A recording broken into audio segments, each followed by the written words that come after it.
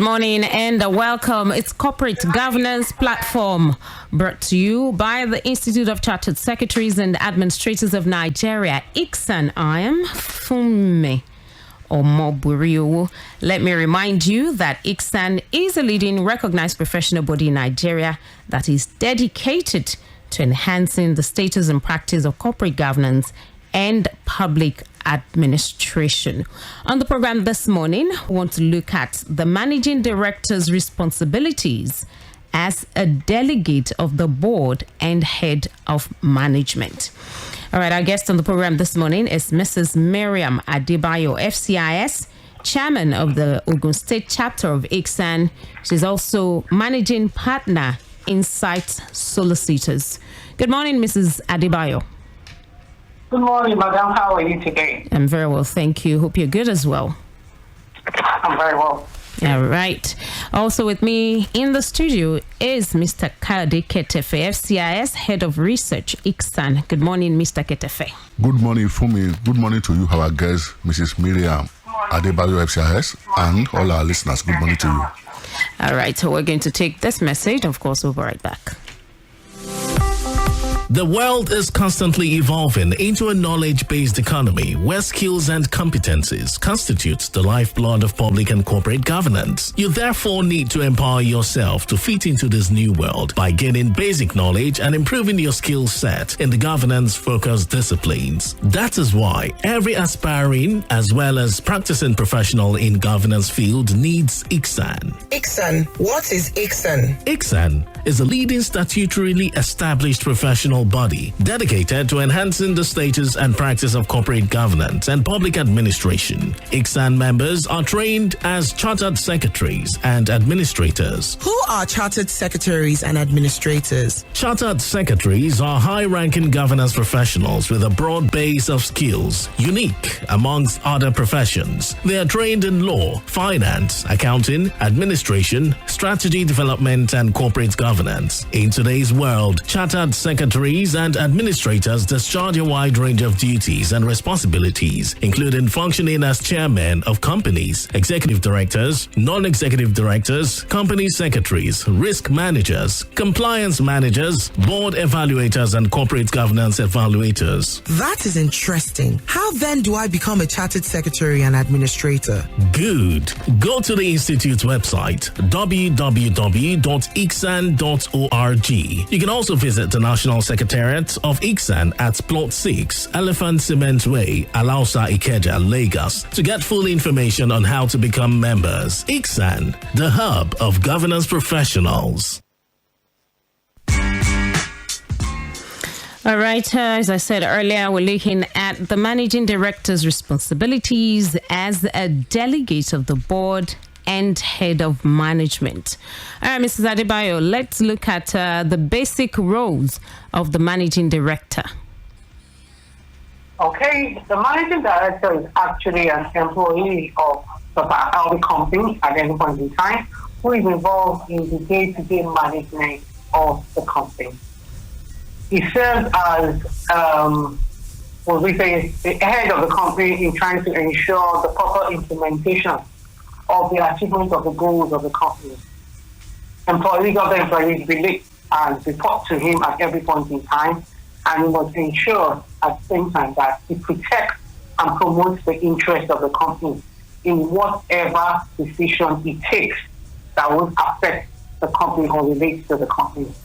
At the same time, one other basic role that the MD or the managing director performs is to ensure that he is responsible for the overall success of the company, right? Where the company goes wrong, is on his head. Where the company runs well, is also on the MD's head. At every point in time, he must ensure the overall success of the company and also try to ensure the visions and missions of the company are achieved. Those are basically the rules of the MD. All right. Now, why is it not desirable in corporate governance for the managing director to also function as chairman of the family? If we have to look at the corporate governance codes, right, principle 2 of that says that the position of the chairman and the MD should be separate at every point in time. same person cannot combine both or work as both. And part of the reason for this is because the chairman is expected to be a non-executive director of the company, who must not be involved in the day-to-day running of the company. And earlier on I mentioned that the MD is involved in the day-to-day running of the company. If as the MD is involved in the day-to-day running of the company, then how can you say that the chairman who will be involved in the day-to-day running of the company? So it's contradictory, right? And at the same time, you look at it from the fact that where the MD sits as the chairman of the company as well, then he's likely to the conflict of interest. Because as the MD is supposed to protect the interest of the company and protect the interest of his employees at the same time. While as the chairman, and it's possible that the chairman some decisions will be taken that will be against the employees. If you're sitting as the chairman, how can you, as you're sitting as the chairman and the MD, how can you relate or work with things? So it has to be different. Okay. Now, let's look at, the functions of the managing director as a delegate of the board. What are his functions? Are they different from the basic roles he plays as a managing director? Oh, well, where the managing director acts as a delegate of the board, right? He represents the interest of some people. That is why he's sitting on the board, right? He acts as, he's answerable to the board at every point in time because he's an employee. Right? That's the first thing we should always remember. The MD is an employee of the company, right? And he's answerable to the board. So he's sitting as a delegate, he's able to manage the organization and routine operations of the company. He's the one that comes onto the board and that passes on to the company what has been decisions reached at the board meeting, right? What the board is right that and what should be done. He takes the decision back to the company and allows the company relate and determine what exactly how it should be carried out. So the same way, if he functions as a delegate of the company, of the board, right, he sits on the board as a representative of the company as well as the representative of other employees, right? He tries to seek to protect their interests at such board meetings. That is one of the reasons why he sits as a delegate of the board. The same way, while he sits as the delegate of the board, he assumes the representative. He has assumed the responsibility of setting the direction through which will help the board to determine what to do. It passes on to the board decisions or issues relating to the company and allow the board to decide, make decisions on things. Right? So in such a way, he's responsible and answerable to the board. If he takes the decisions there or he takes the issues there, it's there for the board to determine how exactly they want things to be handled. So as a delegate is still an employee who is answerable to the board at every point in time.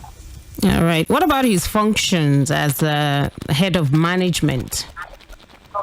Like I mentioned earlier, his functions as the head of management is relating to that as the basic roles of a managing director. He must ensure that it protects the interests of the company as a whole at every point in time, and must steer the company, right, take the company in such a way to achieve his goals, visions, and missions. Everything he has to do at the head of the management is to ensure that the best interest of the company and that of the staff is protected at every point in time. So he has the opportunity and the responsibility to take decisions that would affect and be on the best interest of the company, being the head of the management, because he's the one that manages and directs the way the company is being run. He only reports back to the board. All right, there's a provision in the Code of Corporate Governance that the MDCO should declare any conflict of interest on appointment and annually thereafter.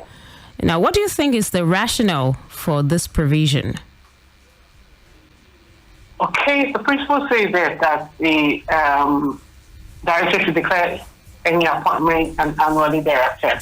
And the rationale behind it is to disclose and to ensure that there are no conflicting interests at any point in time, where he's aware of any potential conflict of interest that could undermine or be detrimental to his management of the company he has to say it out.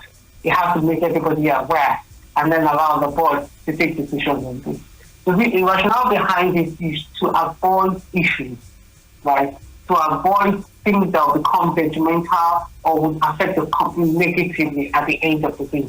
That is why it is advised that such directors should declare any appointments that they have, and it should be done annually, right? Of any appointment that would come as a conflict of interest to the position they hold at that point in time, so that there will be no issue of favoritism at any point in time, right? Or there will not be any issue that would undermine his responsibilities in any of the companies he's sitting on. What advice do you have for MD CEOs of companies in Nigeria on issue of upholding tenets of corporate governance? Well, okay. On only the tenets of corporate governance, we must always ensure there's transparency. Those are part of the advice I'll give. The company, the directors must be transparent in all they're doing. They must be auditor independent, right? And transparency also, auditor independence and transparency must be maintained. Because where you start having issues of the auditors not being independent, somebody giving them advice, or somebody giving opinions that they should take to them, there are issues of that company. Corporate governance principles are not being upheld at that time, right? There's also that need to always prioritize risk management. Risk management is something that affects the company, and at the end of the day could make the company go into ruin. So we must ensure, as I advise, that risk management must be prioritized at every point in time. There's also the need for the board, for there to be board performance evaluation at every point in time. We must evaluate how the board members are going on. Are they working well in terms of the tenets of the company? Is they aligning with the corporate governance principles? What exactly are the issues on ground? What do you think could cause problems in the future? Right? The same way, ensure that you appoint competent people onto your board at every point in time. When you have competent hands, then it helps you. It assures you of the fact that the company would actually be steered in a good way. The vision and the mission of the company will be achieved at that point. Right? The integrity is key. Right? You must ensure that the members you have, apart from being competent, also hold themselves in high esteem, and their integrity goes far with that. Professional competence must also be considered. Right? You must ensure that the people you have on your board that would help you put up with the corporate governance principles are competent and also professional enough to do so on behalf of the company. All right. All right. Thank you so much, Mrs. Miriam Adebayo, FCIS Chairman, Ogun State Chapter of ICSAN, Managing Partner, Insight Solicitors. Thank you for joining us on Corporate Governance Platform this morning. Thank you so much, ma'am.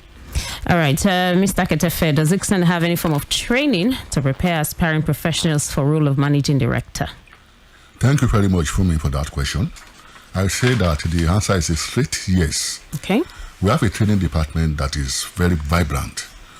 The department is busy all over the years, providing quality training in virtually all areas of corporate governance, including the know-how on the roles, function, and responsibilities of the managing directors of companies and of other corporate entities. Okay. As I said, the training being provided by the Institute through our training department is very expansive and covers the whole gamut of corporate governance.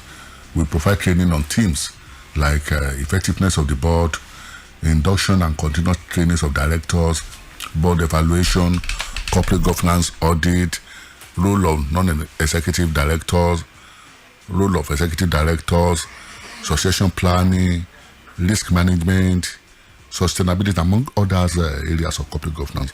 And this has been going on for many years. The Institute has even acquired a reputation as a top provider of quality training on corporate governance team in Nigeria. So the Institute also provides specialized and customized training for any company or organization that demands it. Many organizations have taken advantage of this in-house form of training to boost the capacity of their top managers and other staff. So I will enjoin all other companies that are here to take advantage of this opportunity to to do so. So thank you very much for this. All right. Thank you so much, Mr. Delegate of FCIS, Head of Research, ICSAN. All right, that's a bit this morning on Corporate Governance Platform, brought to you by the Institute of Chartered Secretaries and Administrators of Nigeria, ICSAN. Return again next week, Wednesday, 10:15 a.m., right on Equity 9.7 FM. I am FEMI Omoburiu. Enjoy the rest of the day.